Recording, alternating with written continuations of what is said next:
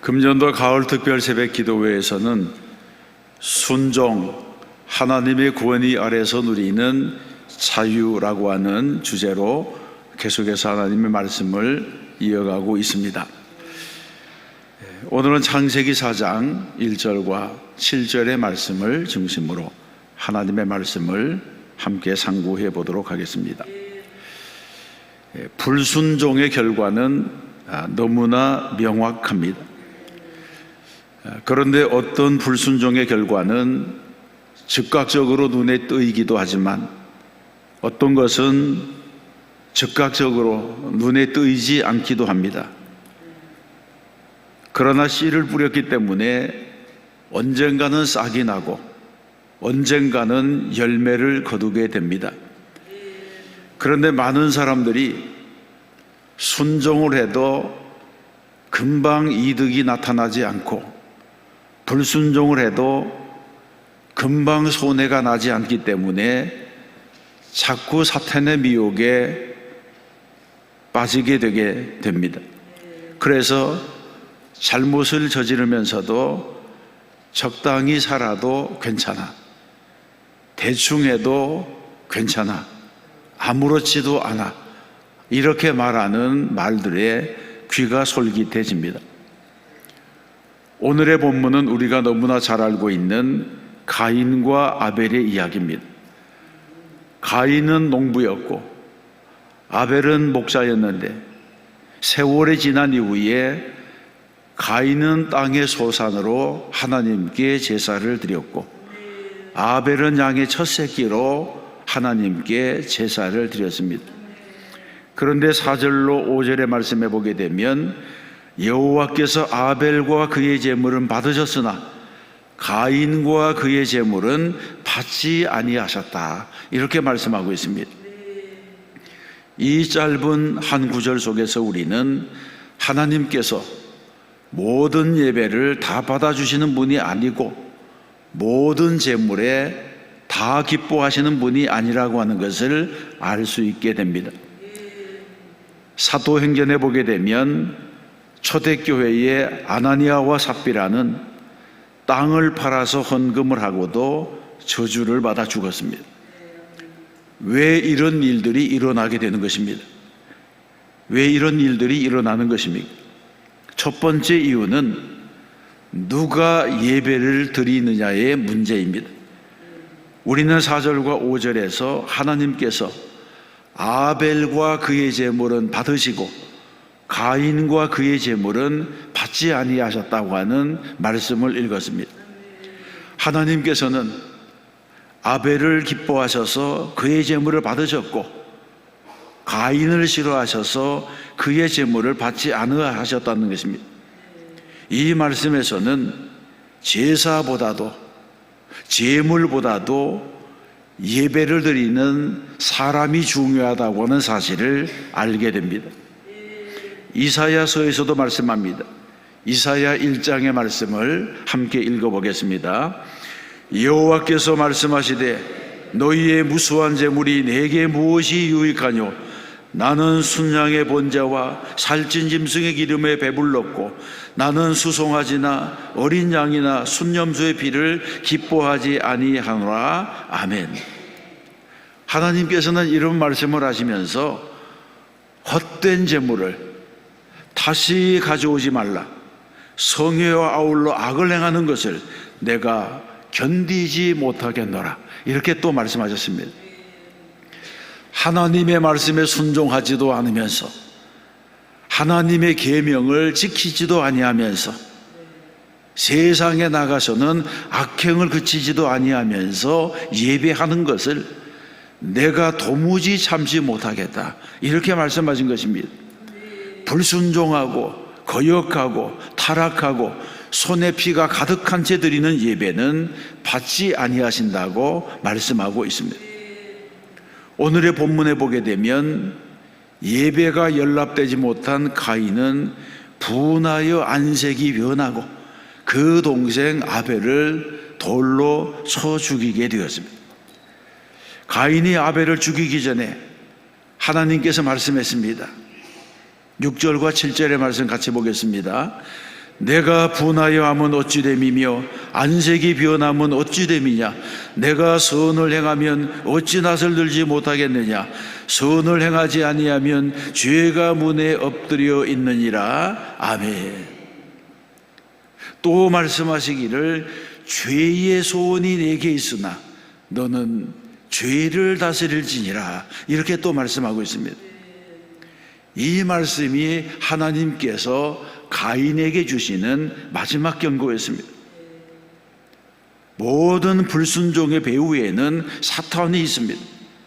그래서 죄의 소원을 가진 사람에게는 사탄이 역사하게 되는 것입니다. 죄의 소원은 마치 중력과도 같습니다. 중력은 모든 무거운 것들을 떨어뜨리는 힘이 있습니다.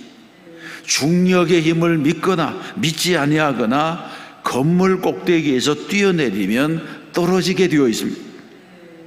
그런데 어느 날 과학자들이 양력이라고 하는 또 다른 힘을 발견했습니다. 비행기는 양력의 법칙에 따라서 하늘을 나는 것입니다. 양력이 중력을 이기고 쇳덩어리를 하늘로 날아다니게 만듭니다.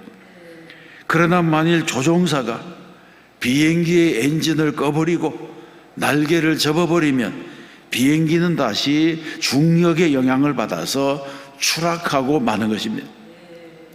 이것을 성경적으로 표현하면 로마서 8장에 있는 말씀처럼 이는 그리스도 예수 안에 있는 생명의 성령의 법이 죄와 사망의 법에서 너를 해방하였습니다. 이 말씀과도 같은 것입니다. 생명의 성령의 법은 믿음의 법입니다. 양력입니다. 죄와 사망의 법은 중력입니다. 그래서 성령의 법에 따라 살아가는 사람은 중력을 이겨내는 양력처럼 죄와 사망의 법을 이기고 살아가게 되는 줄로 믿습니다.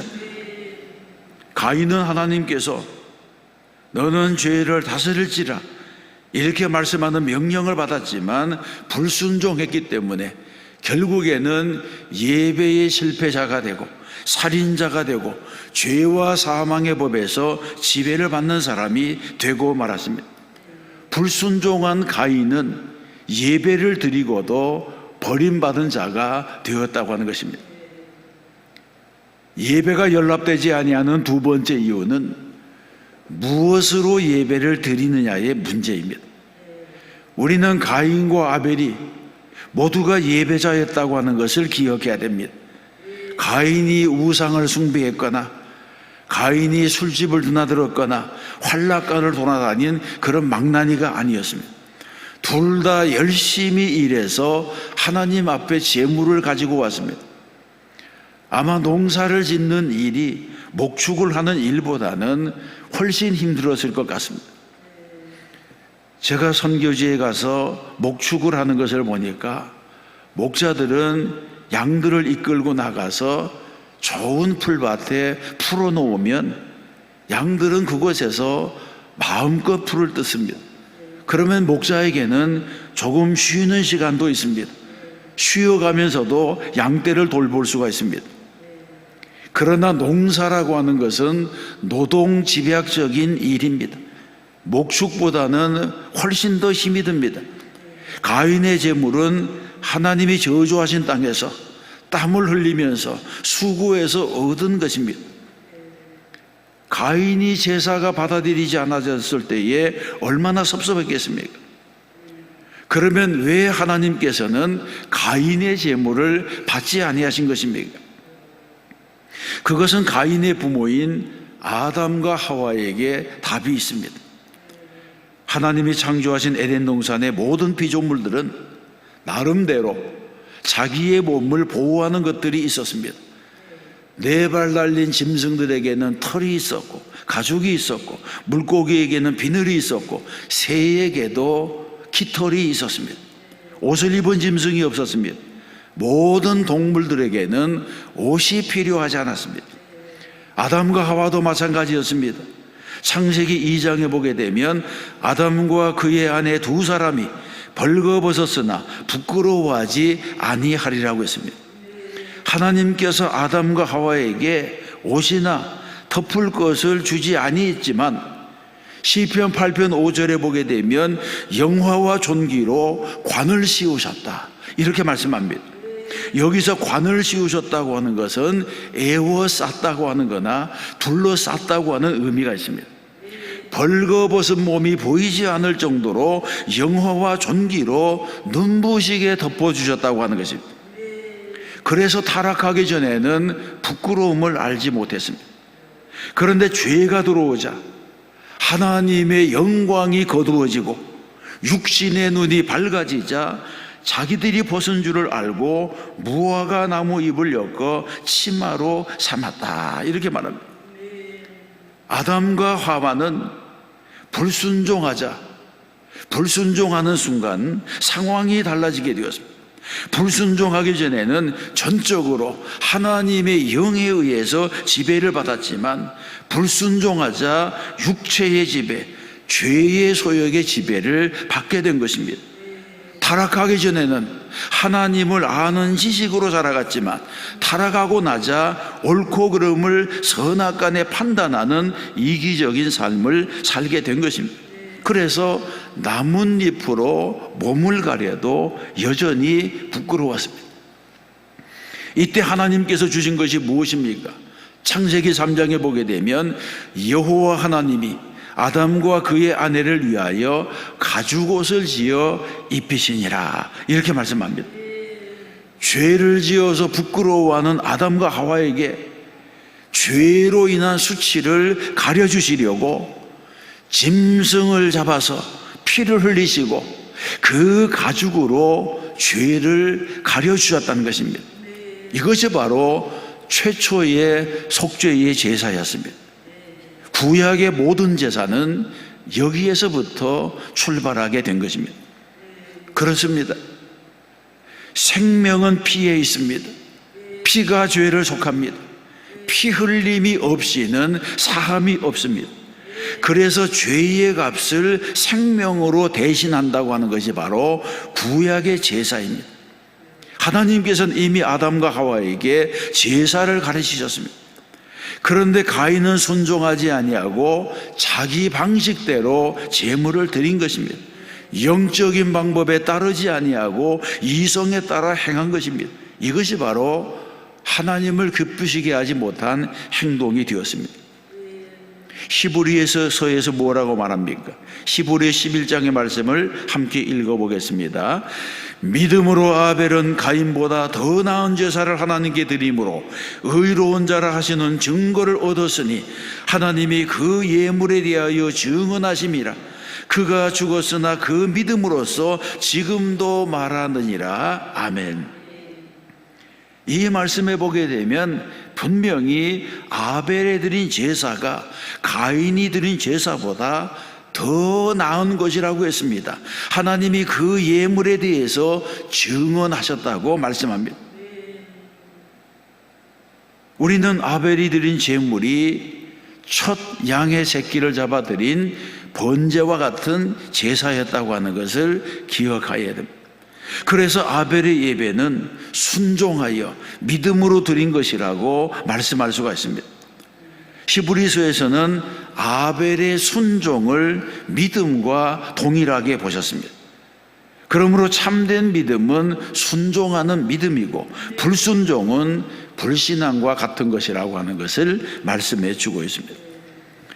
사랑하는 성도 여러분, 이처럼 사소한 것일지라도 불순종은 무서운 것입니다. 작은 불순종의 씨앗이 자라서 열매를 맺습니다. 가인이 처음에는 자기의 제물을 받지 아니하신 하나님께 섭섭해하다가 그리고 불평을 하다가 질투하고 마침내 분노해서 살인에 이르게 되었습니다. 우리는 선을 행하지 아니하면 죄가 문에 엎드려져 있느니라, 이 말씀에 주목해야 됩니다. 하나님께서는 비유적으로 문이라고 하는 단어를 사용하셨습니다. 모든 사람의 삶에는 문이 있습니다. 가인의 경우에는 그 문이 죄와 마귀가 접근하는 통로가 되었습니다. 그래서 가인은 죄가 문에 엎드려 있느니라 이렇게 경고하셨지만 그 경고를 듣지 아니하자 불순종의 문이 열리고 악한 것들이 쏟아져 들어오게 된 것입니다. 가인은 하나님께서 가인의 제사를 받지 아니하자 분노하면서 그 문을 열었습니다. 바늘구멍으로 황소바람이 들어온다 이런 말이 있는 것처럼 가인이 불순종의 문을 열고 죄와 사망의 문을 열자 마치 거대한 댐에 구멍이 뚫린 것처럼 죄가 쏟아져 들어와서 마침내 댐을 무너뜨리고 그 인생을 무너뜨리고 만 것입니다. 여러분, 우리는 이것에서 교훈을 받아야 됩니다. 불법이 활개치는 세상을 살아가면서 죄의 문을 단속하지 아니하면 홍수처럼 몰려드는 탐욕, 사방에서 쏟아지는 다툼과 분쟁, 시기와 질투, 거짓과 음란과 유혹이 넘실거리는 이런 죄의 바다에서 살아남을 수가 없습니다. 그러므로 우리는 신앙생활하는 가운데 불순종의 문을 닫아버리고 순종의 문을 열어야 할 줄로 믿습니다. 이것이야말로 저주의 문을 닫고 축복의 문을 여는 것과도 같습니다. 우리의 모든 기준은 성경입니다. 하나님의 말씀입니다. 내 생각이 중요한 것이 아닙니다. 하나님의 생각이 중요합니다. 가인처럼 하나님이 세우신 질서를 무시하고 한 걸음 한 걸음 불순종의 길로 나아가게 되면 결국은 사울의 길로 가고 발람의 길로 가고 고라의 길로 가고 멸망의 길로 나아가게 되는 것입니다. 그러므로 하나님의 은혜가 우리에게 임하면 우리의 눈이 열려져서 불순종의 영, 미혹의 영, 그리고 불법을 보게 되어서 허탄한 길에서 돌이키게 되는 줄로 믿습니다. 우리는 아벨처럼 하나님을 기쁘시게 하는 성도가 되어서 하나님으로부터 오는 축복, 하나님으로부터 오는 은혜를 받는 성도가 되어야 할 줄로 믿습니다. 전도서 12장 13절의 말씀을 함께 보겠습니다. 하나님을 경외하고 그의 명령들을 지킬지어다. 이것이 모든 사람의 본분이니라. 아멘. 오늘 하루도 믿음으로 살고 말씀 따라 살아 승리하는 성도가 되시기를 주님의 이름으로 축원합니다.